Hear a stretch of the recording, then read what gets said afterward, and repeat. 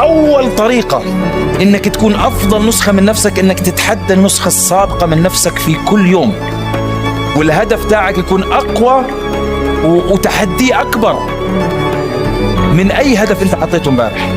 واطلب من نفسك أكتر، دائما اطلب من نفسك أكتر، دائما اضغط نفسك لتاخذ أكتر. لما تحط أهداف عادية حتاخذ العادي، بتحط أهداف على مستواك حتاخذ اللي أنت هلأ فيه، بس هتحط أهداف عالية حتركب مع الناس اللي فوق.